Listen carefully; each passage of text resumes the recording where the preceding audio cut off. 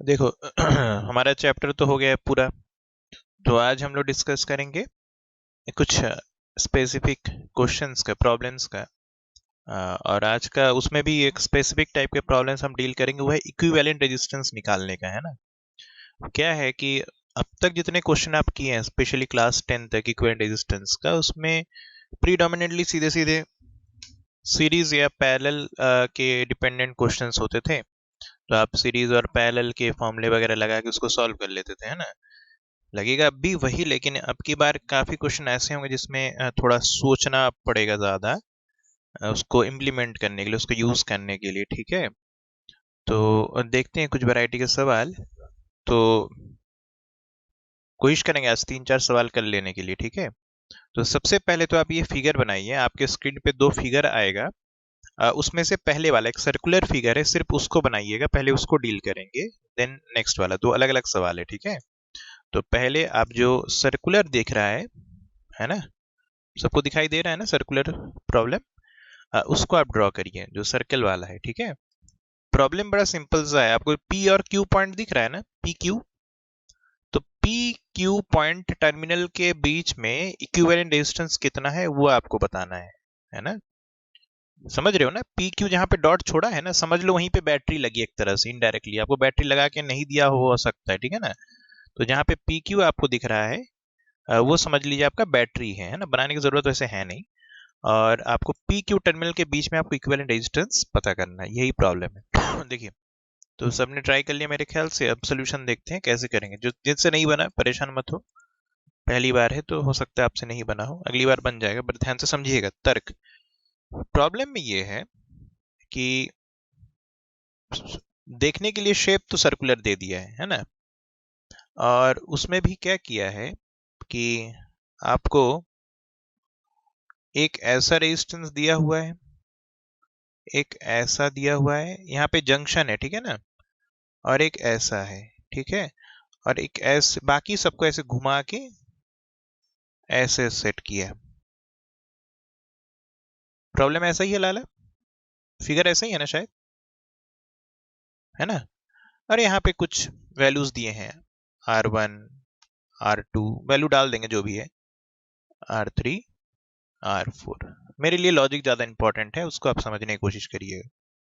P Q के इर्द गिर्द आपको इक्विवेलेंट रेजिस्टेंस पता करना है ना। थोड़ा ध्यान से समझना है। सीरीज और पैरेलल टर्मिनल से डिसाइड होता है। अगर कोई एक टर्मिनल कॉमन है तो वो सीरीज में है, दो टर्मिनल कॉमन होता है तो पैरेलल जैसे सेटअप अराइज होता है ना। तो ध्यान से देखो जरा, सबको R1 और R2 दिखाई दे रहा है, R1 R2। इसमें गौर से देखो, ये एक कॉमन वायर से दोनों का, इसका ये वाला टर्मिनल और इसका ये वाला टर्मिनल, दोनों कॉमन एंड से जुड़ा है कि नहीं जुड़ा, देखो जरा।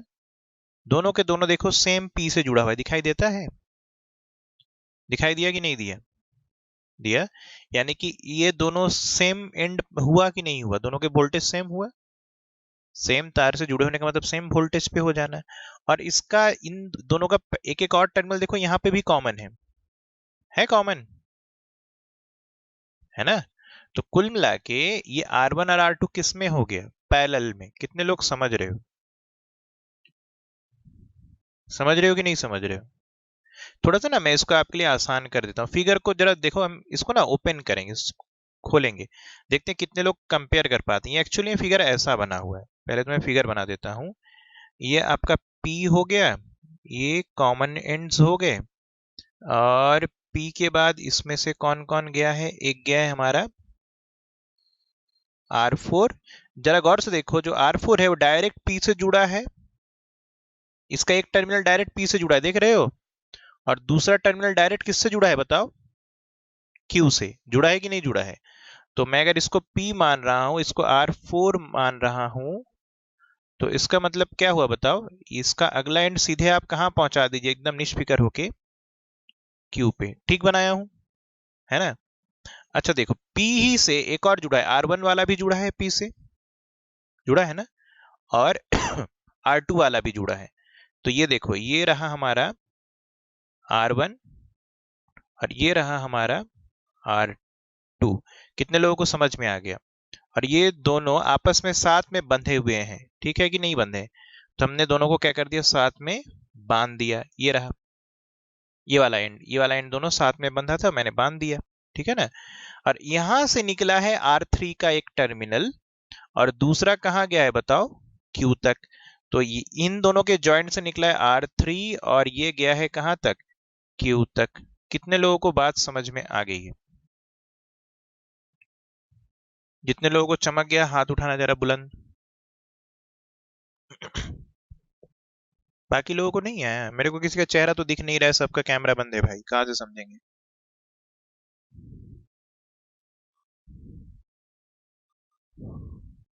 सबको समझ में आया कि नहीं आया भाई, बोलो। आ गया ना? एतन में बीच में डिस्टर्ब नहीं। हाँ, यहाँ तक क्लियर है सबको? जो फिगर मैंने इसी फिगर को एक दूसरे तरीके से बना दिया, क्या ये बात सबको समझ में आई? है ना? ठीक है, फिर से रिपीट करूं क्या समझाने के लिए, कि समझ चुके हो? इसी को मैंने सीधा करके बना दिया। ये जानते हो ये सब तार है, तारों को तो सीधा कर ही सकते हैं ना। ये कोई वुडन फ्रेम तो है नहीं कि मुड़ेगा नहीं, बेंड नहीं होगा। तार है, घर का तार है, आप मोड़ सकते हैं। मोड़ सकते हैं, नहीं मोड़ सकते? तो इसी को मोड़ मोड़ के तार को मैंने सीधा कर दिया है ना। फिर से ध्यान से देखो, ये रहा पी टर्मिनल। पी से कौन कौन जुड़ा है, R1 का एक जुड़ा है, R2 का भी जुड़ा है, और R4 का भी एंड जुड़ा हुआ है। कितने लोग मेरी बात समझ रहे हो? पी एंड से R1 का एंड, R2 का एंड और R4 का एंड जुड़ा है कि नहीं जुड़ा है ना? तो हमने P से ये रहा R4 को जोड़ दिया, ये R1 को जोड़ दिया, ये R2 को जोड़ दिया। यहाँ तक क्लियर है? ठीक है ना। R4 का जो दूसरा टर्मिनल है वो सीधे सीधे किससे जुड़ा है बताओ? सीधे सीधे जुड़ा है Q से। तो मैंने ठीक है, R4 को दूसरा वाला एंड मैंने डायरेक्ट कहां पहुंचा दिया, Q तक। R3 का एक एंड R1 और R2 के कॉमन से जुड़ा हुआ है, तो ये R1 और R2 का कॉमन हो गया, यहां से R3 जुड़ा है तो मैंने R3 को जोड़ दिया, ठीक है। और R3 का दूसरा वाला एंड कहाँ गया, Q पे, तो मैंने इसको पहुंचा दिया Q पे। और कौन बचा, बस सारे हो गए। इतना ही फिगर है। अब तो मेरे ख्याल से आसानी से सॉल्व हो सकता है। कैसे सॉल्व करेंगे बताओ? ये गौर फरमाओ, R1 और R2 किस में दिखाई दे रहा है, पैरेलल में, है कि नहीं? तो इन दोनों को जब एक साथ जोड़ दोगे R1 R2 को, तो इन दोनों का इक्विवेलेंट कितना आएगा जानते हो ना, R1 into R2 upon R1 plus R2। ठीक लिखा हूं? तो जब इन दोनों को हम जोड़ देंगे ना, इन दोनों को इफेक्टिवली जब जोड़ चुके होगे, ये दोनों जब जुड़ जाएंगे आपस में, तो ये आपको फिगर छोटा होके ऐसा बन जाएगा। हम ऐसा बोल सकते हैं, ये R4 बचा हुआ है, ये दोनों जुड़ के एक हो चुके हैं, ये कौन वाला है समझ गए ना, R3 वाला। और ये कौन हो गया है, R1 into R2 by R1 plus R2। समझ गए हो? अच्छा ये बताओ, अब ये दोनों आपस में किस में हो गए बताओ, सीरीज में हो गए कि नहीं हो गए? तो इन दोनों को साथ में जोड़ के इकट्ठा देखोगे तो अब सिचुएशन कैसा बनेगा, एक ऊपर बचा कौन, अकेला R4 ही बचा हुआ है, नीचे हो चुका है ये दोनों आपस में जुड़ के एक। तो ये दोनों जुड़ के कितने हो गए, R1 into R2 upon R1 plus R2 plus R3। कितने लोग मेरी बात समझ गए हो, है ना? और जब ये जुड़ चुका होगा, ये और ये आपस में किस में हो गया है, पैरेलल में। हो गया कि नहीं हो गया? अब इन दोनों में पैरेलल का फॉर्मूला लगा दीजिएगा, आंसर आ जाएगा। कितने लोगों को बात समझ में आ गई? पक्का? अब आंसर चेक करो जरा कितना आना चाहिए। तो हमारे हिसाब से, फिर से मैं रिपीट कर रहा हूं, उसी फिगर को रिपीटेडली बना रहा हूं, ठीक है ना। ये ऊपर R4 था, नीचे कौन कौन था भाई, R1 और R2 जिसको माना था, और ये था हमारा R3। तो ये R4 R1 R2 R3। R4 की वैल्यू कितनी है बताओ, मेरे ख्याल से 10 था फिगर में, 10 ही था ना। तो R4 की वैल्यू 10 हो गई। R1 कितना दिया हुआ था बेटा, जिसको R1 माना था वो कितना था, 8, है ना। और R2 भी कितना दिया हुआ था, 8। और R3 कितना था, नहीं ये था 6 और ये था 8, है ना। तो R2 6 था और R3 8 था, ऐसा है ना। तो थोड़ा सा सुधारना पड़ेगा उसमें, इसमें है 6 और इसमें है 8, ठीक है ना। एक 6 का है, एक 8 का है, और R3 कितने का है, 8 का। ठीक लिखा हूं क्या, देख लेना, गलत होगा तो गलत आंसर गलत आ जाएगा, है ना। तो बस इन दोनों को जब सॉल्व करो तो कितना आएगा, 6 8 48, सही लिखा हूं क्या। और 6 + 8 कितना आएगा, 14। किससे कटेगा, 2 से तो काट ही सकते हो। ठीक लिखा हूं, ठीक लिखा हूं ना। 24/7 आएगा। तो 24/7 आया इन दोनों का मिला के, प्लस इसमें क्या करोगे, 8 करोगे, तो ये कितना आ जाएगा बेटा, 24 प्लस 7 8 कितना होता है, 56/7, तो ये कितना आएगा, 6 और 4 10, कैरी 1, तो ये हो 6 और 2 8, 80/7, सही लिखा हो गया, 80/7 आएगा। उसके बाद क्या करेंगे, ये और ये आपस में किस में है, पैरेलल में है, तो फाइनली आंसर कितना आएगा, ये आएगा 10 इंटू 80/7 अपॉन 10 प्लस 80/7, तो ये आपको आंसर देगा मेरे ख्याल से कितना, 800/7, बटा ये आएगा 70 + 80, कितना हो जाएगा बेटा, 7 7 40, 150/7, ये कट जाएगा, तो मेरे ख्याल से देगा 80/15, मेरे ख्याल से 5 से काट के छोटा कर सकता हूँ, है ना, 5 3, और ये कितना आएगा, 5 एकम 5, और सही लिखा हूं, 16/3 ओम। कितने लोगों का जवाब अपने से यही आ गया था, हाथ उठाना जरा। बहुत बढ़िया, ज्यादातर लोगों को आया था जो लोग किए थे ट्राई, ठीक है ना। जो नेक्स्ट वाला फिगर है उसको आप ड्रॉ करिए, जो कि कुछ कुछ हेक्सागोनल दिख रहा है, इसको ड्रॉ करिए, उसके बाद इसको कोशिश करिए, फिर इसका सोल्यूशन हम बताते हैं ना। देखो, इसको सॉल्व करते हैं, सेकंड वाले को, थोड़ा सा ट्रिकी सवाल है, थोड़ा सा इसमें ट्रिक का इस्तेमाल करेंगे, आसानी से डील कर सकते हैं। देखिए, हमारे पास सेटअप कुछ ऐसा है, ध्यान से देखिएगा, अब सब लोग इसमें सोल्यूशन देखने में दिमाग लगाइए। सेटअप हमारे पास कुछ इस तरीके का है, ऐसा एक गया है, एक रेजिस्टेंस ऐसा गया है, और एक इस तरीके से आया है ना, एक इस तरीके से गया है,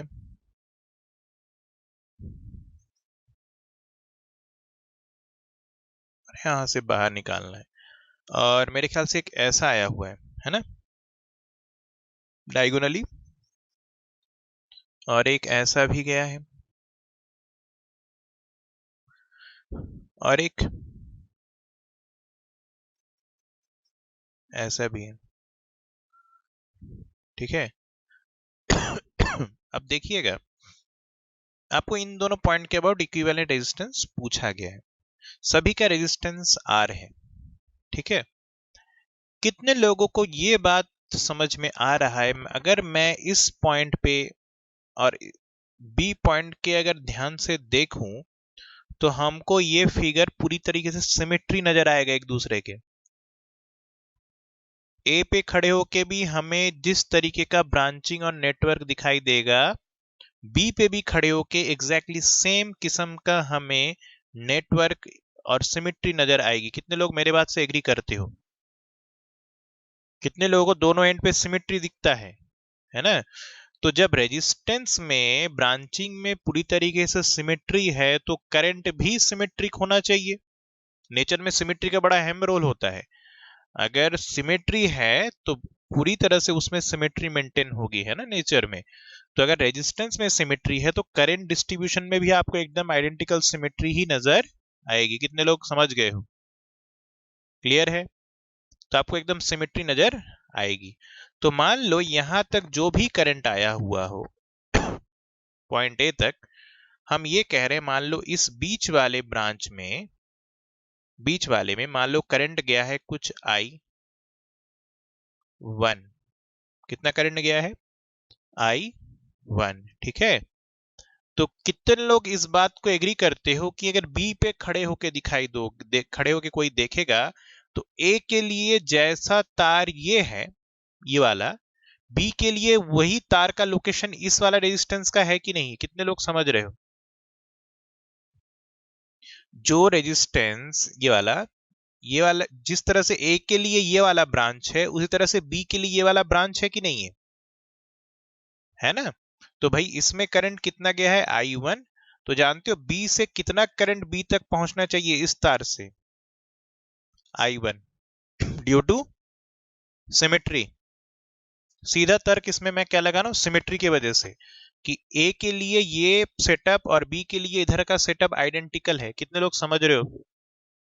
दोनों के लिए सेटअप एक दूसरे का आइडेंटिकल है, तो करंट का डिस्ट्रीब्यूशन भी एग्जैक्टली आइडेंटिकल ही होगा। अच्छा एक और चीज देखो जरा, इस तार में अगर ये ए से अगर इस तार में करंट गया है मान लो I2, तो यहां से भी करंट I2 ही जाएगा। कितने लोग एग्री करते हो, ड्यू टू सिमेट्री? ए से जिस तरह से तार ऊपर वाला गया है, सेम आइडेंटिकल तार नीचे गया है कि एक दूसरे के मिरर इमेज है। कितने लोग समझ रहे हो? ये ऊपर वाला तार और नीचे वाला तार अगर मैं बीच में यहाँ पे मिरर रख दूं तो एकदम परछाई जैसी नजर आएगी। समझ रहे हो कि नहीं समझ रहे हो? क्लियर है? तो कितने लोगों को समझ में आ गया कि ऊपर अगर करंट I2 भेजोगे तो नीचे भी करंट कितना जाएगा, I2। ठीक है, तो बताओ इसमें से कितना करंट आता हुआ नजर आना चाहिए बी के लिए, I2, और इधर से I2। कितने लोग समझ गए हो? ड्यू टू सिमेट्री, हम सिर्फ सिमेट्री मेंटेन कर रहे हैं, कुछ भी नया लॉजिक नहीं लगा रहे हैं, ठीक है ना? अच्छा ये बताओ, यहां से I2 के सामने जंक्शन आ गया कि नहीं आ गया है? जंक्शन में करंट बटेगा, तो यहां पे मान लो चला गया है I3। कितना गया, I3। तो इसमें कितना करंट गया होगा बेटा, I2 माइनस I3। कितने लोग समझ गए हो? भाई I2 करंट यहां पहुंचा था, ऊपर में I3 चला गया, तो नीचे बचा हुआ करंट ही जा सकता है। तो हमको ये बताओ, यहां से करंट यहां तक आया इस जंक्शन पे, ठीक है ना? अच्छा इधर से करंट कितना आया है, I1, और इधर करंट कितना गया देखो, I1, ड्यू टू सिमेट्री। तो ऊपर वाले में कितना करंट जाएगा, कौन बताएगा? I2 minus I3। भाई ऊपर में से जो करंट आएगा वही निकल के ऊपर चला जाएगा। भाई इधर से जितना भी करंट आया था वो तो आगे चला गया, तो ऊपर करंट कौन सा लौटेगा, जो यहां से आया लौट के ऊपर चला गया। Am I clear? समझ गए हो कि नहीं समझ गए हो? ठीक है ना? यहाँ पे देखो कितना करंट पहुंचा, चेक करो जरा, I2 ही आएगा यहाँ से, I3 plus I2 minus I3, I3 cut जाएगा, I2। तो मेरे को पहले पता था यहाँ पे I2 करंट आएगा बिना बनाए। कितने लोग समझ गए हो? पक्का? ड्यू टू सिमेट्री यहाँ कितना करंट होगा बेटा, I3, और यहाँ कितना करंट होगा, I2 माइनस I3। तो इसमें कितना करंट आएगा, I2 माइनस I3। कितने लोग एग्री कर गए यहाँ तक? यहाँ तक सबको समझ में आ गया है ना? किसी को दिक्कत हो तो हाथ उठाए बुलंद। हमने सिर्फ क्या यूज किया है, सिमेट्री। पक्का? यहाँ तक कोई भी डाउट हो तो हाथ उठाओ। मेरे ख्याल से नहीं है ना? अब ध्यान से देखो जरा, ये बताओ, जितना करंट इस तार से नीचे आया है उतना करंट इस तार से ऊपर चला गया है, चला गया है। बताओ ये जंक्शन अगर यहाँ पे टच नहीं होता, अगर ये जंक्शन मैं कह रहा हूँ यहाँ टच नहीं, यहाँ पे टच है, पर अगर टच ना होके मान लो ये तार अगर ऐसा हो, तो मैं कह रहा हूँ ये रहा ऊपर वाला तार और ये रहा ये वाला रेजिस्टेंस, मगर ये टच ना होके अगर सीधे ऊपर निकल गया होता, तब भी तुम सेम तरीके का डिस्ट्रीब्यूशन किए होते कि नहीं किए होते, बताओ। कितने लोग मेरी बात समझ रहे हो मैं कहना क्या चाह रहा हूँ? अगर ये टच नहीं होता, अगर ये ऊपर से घूम घूम के लौट के यहां से चला जाता बिना टच किए, ऊपर से घूम के तार ऐसे निकल के ऐसे चला गया, तो ये इस तार का सारा करंट, ये एक ही तार होता तो इस तार का सारा करंट ऊपर चला जाता कि नहीं चला जाता? चला जाता ना। भाई टच ही नहीं होता तो चला ही जाता। टच होने के बावजूद भी कहां से चला गया, ऊपर से ऐसे ही तो गया है। तो टच कराने से या ना कराने से कोई फर्क पड़ रहा है क्या? नहीं पड़ रहा। कितने लोग एग्री करते हो कि टच नहीं भी कराएंगे तो कोई फर्क नहीं पड़ेगा करंट डिस्ट्रीब्यूशन में, करंट घूम के ऊपर से ही जाएगा? समझ गए हो ना? यहाँ तक की कहानी सबको समझ में आ गया होगा जो हमने बताया कि ये तार अगर इसको हम यहाँ पे जॉइन ना भी कराए तब भी हमारे सर्किट में करंट डिस्ट्रीब्यूशन पे कोई फर्क दिखाई नहीं पड़ता है। कितने लोग इस बात से एग्री कर गए हो, है ना? यानी कि मैं कह रहा हूं अगर ये सेटअप हो, चाहे इसके पैरेलल अगर मैं ऐसा सेटअप बनाता, ध्यान से देखना, सेम ऊपर नीचे का सेम आइडेंटिकल में मैच करवा दे रहा हूं, ठीक है? बस यहां पे ध्यान दीजिएगा कि मैंने बस ये कहना चाह रहा हूं कि ये ऊपर और नीचे वाला ब्रांच तो मैंने पहुंचा दिया, बीच वाला भी मैंने सीधे सीधे चलवा दिया, लेकिन मैं कह रहा हूं अगर ये सेटअप अगर ऐसा होता, जैसा बना वैसा ना हो कि अगर ऐसा होता, तब भी हमारा करंट डिस्ट्रीब्यूशन एग्जैक्टली सेम उसी तरीके का होता जैसा कि इसमें है। नहीं होता? यहाँ पे सिमेट्री की वजह तुमने चेक कर लिया, जैसा भी होना है ना? हमको यहाँ ये बताओ, इसमें करंट बांटो जरा, इसमें I1 भेजोगे तो ये अकेला तार है, इसमें I1 ही जाएगा, है ना? इसमें I2 भेजोगे तो इसमें भी I2 भेजोगे क्योंकि आइडेंटिकल सेटअप है। इसमें अगर I3 भेजोगे तो बचा हुआ इसमें से निकलेगा I2 माइनस I3, इसमें भी I2 माइनस I3। कितने लोग समझ गए हो? चाहे ऐसा फिगर हो चाहे ऐसा फिगर हो, दोनों में कोई फर्क नहीं पड़ता है करंट बटने में। Are you agree? ठीक है, तो बात हम खत्म कर लेते हैं। हम मान लेते हैं ये सेटअप ऐसा ना मान के हम ऐसा ही मान ले, बात खत्म कर देते हैं, एक ही है। अब इसको सॉल्व करना कितना आसान हो गया? नहीं हो गया? हो ना गया? बताओ, ये दोनों किस में है बताओ? सीरीज में है ना? ये दोनों सीरीज में है तो कितना हो जाएगा बताओ? R plus R, 2R। ठीक है ना? उसी तरह से ये दोनों सीरीज में है और ये दोनों सीरीज में है कि नहीं है ना? ये दोनों आपस में किस में हो जाएंगे? ये दोनों की बात कर रहा हूं मैं, जिनको मैं ब्राउन से दिखा रहा हूं। ये तो सीरीज में हो जाएगा और ये आपस में किस में हो जाएंगे बताओ? पैरेलल में हो जाएंगे। ये सेटअप आपस में किस में हो जाएगा? पैरेलल में हो जाएगा। फिर उसके बाद मैं इसको ग्रीन से दिखा रहा हूं, ये पूरा सेटअप आपस में किस में कहलाएगा बताओ? सीरीज में। ये पूरा सेटअप आपस में किस में हो जाएगा बताओ? सीरीज में। और लास्ट में बचेगा हमारे पास ये वाला, कौन वाला बताओ? ये सेटअप और ये जो ये वाला बीच वाला सेटअप, ये तीनों आपस में किस में हो जाएंगे बताओ? पैरेलल में। कितने लोग समझ गए हो? ठीक है, तो बस सॉल्व कर डालो। ये बताओ कितना आएगा? ये R और R बीच में आएगा 2R, ये दोनों मिला के भी 2R आएंगे, ये दोनों मिला के भी 2R आएंगे। तो अगला सेटअप हम इसको छोटा करते, देखो ऐसा हो जाएगा। ये सेटअप देखने में हम ऐसा बोल सकते हैं कि भैया ये हुआ ऊपर वाला R, ठीक है, ये हुआ नीचे वाला R, बीच में आ गया है कौन बताओ? 2R। और इन दोनों ये आपस में क्या बन गया बताओ जरा? ये R और R कितना हुआ बताओ? 2R। तो ये यहाँ पे चल रहा है, देखो इस तरीके का कहानी, ये बन गया 2R और नीचे ये कौन है? R। समझ गए हो ना? तो नीचे एक और ये गया R का, ये आपस में जुड़ गया और ये फिर बन गया B पॉइंट। तो ये R हो गया, सेम ऊपर भी होगा, यही सेम रिपीट। तो अब आगे जब अगला स्टेप बनाओगे तो क्या बनाओगे बताओ? ये गया R वाला, ये दोनों ये आपस में एक हो जाएंगे, ये R R, और यहाँ पे भी सेम, ये हुआ R, इसका सॉल्व करना बाकी रह गया है और ये जाएगा R। बीच में कितना चल रहा है लाला? अब जानते हो 2R। ये कितना हो गया बताओ बीच वाला? ये देखो जरा, ये 2R है और ये R है, तो पैरेलल में तो कितना होगा? 2R into R upon 2R plus R, यही लिखोगे। तो ये 2R स्क्वायर बाई 3R, मेरे ख्याल से 2R बाई 3 आएगा। सही लिखा हो क्या? 2R बाई 3, और ये भी बनेगा 2R बाई 3। सही है? ये तीनों आपस में किस में हो गए बताओ? सीरीज में। ये सीरीज में है तो कितना हो जाएगा? R और R, 2R प्लस दिस, तो ये बनेगा 2R प्लस 2R बाई 3। तो कितना बनेगा, 3 दुगुनी 6, 7 8, 8r/3। ठीक लिखा हूं क्या? ऊपर वाला ही बनेगा 8r/3, यही बनेगा, है ना? तो फाइनली हमारे पास क्या बचा है बताओ? ऊपर बचा है 8r/3, नीचे भी बचा है 8r/3, और बीच में बचा है कितना, 2r।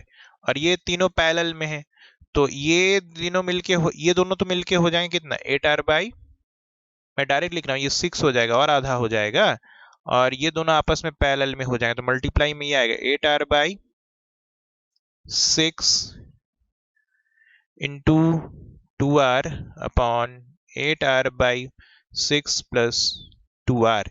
तो ये बनेगा, मेरे ख्याल से कट सकता है चाहो तो, या फिर डायरेक्ट लिख दो। 8 दुगुनी कितना आएगा बेटा, 16r² बटा 6 अपॉन, ये आएगा 6 दुगुनी 12, 12 और 8 कितना होता है, 20r/6। सही लिखा हो गया? मेरे ख्याल से 6 से 6 कैंसिल आउट हो जाएगा, सिंपली r से r² बच जाएगा, तो बचा है 16r/20। मेरे ख्याल से 4 से आप काट सकते हो, 4 4 16, 4 पंचे 20। Answer will be 4r/5। किसी का आया था? आकाश मिश्रा का आया था। क्या सब इसको किरचॉफ्स लॉ ऑफ कोर्स आप लगा सकते हैं, कोई दिक्कत नहीं है, लेकिन इस केस में हमारे पास एक सहूलियत अवेलेबिलिटी थी, वो किस चीज की थी बताओ, सिमेट्री की अवेलेबिलिटी थी, इसलिए मैंने सिमेट्री को इस्तेमाल करके आपको सॉल्व करना सिखाया। अगर यहाँ पे सिमेट्री नहीं होता तो हमको क्या करना पड़ता, डेफिनेटली किरचॉफ्स लॉ के साथ ही जाना पड़ता। उसके लिए हम अगले दूसरे क्वेश्चन आपको दिखाएंगे जहां पे हम सिमेट्री को भी यूज कर सकते हैं जरूरत पड़ने पर, और किरचॉफ्स लॉ तो यूज करना ही पड़ेगा कठिन केसेस में। अगर इस केस में अगर दोनों तरफ आइडेंटिकल नहीं होते तो हम नहीं कर सकते थे। समझ रहे हो कि नहीं समझ रहे हो? क्लियर है? तो ये सिमेट्री का एडवांटेज था हमारे पास, वही हमको दिखाना था इस सवाल में एक्चुअली में, कि सिमेट्रिक होने पर आप कैसे डील करेंगे। सिमेट्री नहीं होगा, किरचॉफ लॉ की तरफ जाएंगे जाएंगे। ठीक है ना? क्लियर है? ठीक है, नोट कर लीजिए प्लीज।